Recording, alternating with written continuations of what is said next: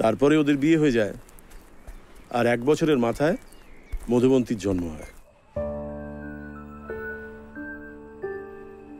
বাবার একটা অদ্ভুত ব্যাপার ছিল জানো, বাবা বিভিন্ন সময় এই নানান সব গ্রাম থেকে দুস্থ ছেলে মেয়েদের নিয়ে এসে আমাদের হাভেলিতে আশ্রয় দিয়েছিলেন। কত ভালো।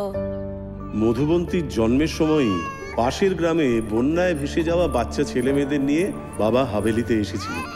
তাদের মধ্যে হেমন্ত, রামনিধি, ললিত, রোহিণী আর আমিও ছিলাম। অন্নপ্রাশনের অনুষ্ঠানে বাবা আমাদের সবার নামকরণ করেন। সেই অনুষ্ঠানে আমাদের সবাইকে নাকি এক একটা যন্ত্র বেছে নিতে দেওয়া হয়েছিল। আমি ধরেছিলাম শরৎ, ললিত বাঁশি, রামনিধি সারেঙ্গি, হেমন্ত সেতার, মধুবন্তী আর রোহিণী তানপুরা। নবাব আমানত খাঁ ললিত, রামনিধি, হেমন্ত, মধুবন্তী আর আমাকে এক একটা করে চাকতি উপহার দিয়েছিলেন।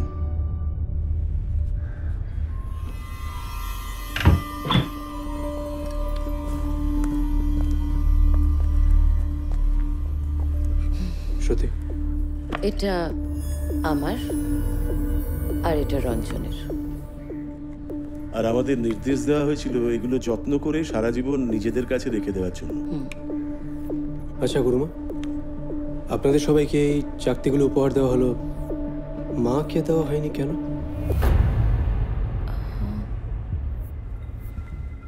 সে তো জানি না, তুমি কিছু না মানে আমিও ঠিক বলতে পারবো না।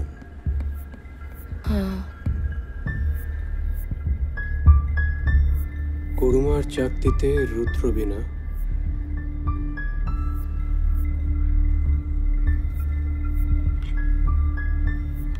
রঞ্জন আঙ্কেলের চাকতির উপরে শরৎ।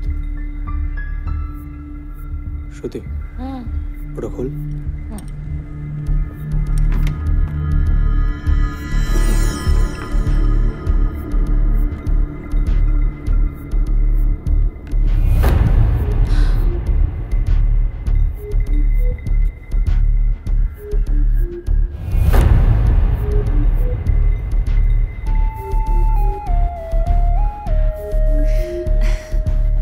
এ তো পুরো পারফেক্টলি ফিট করে গেল।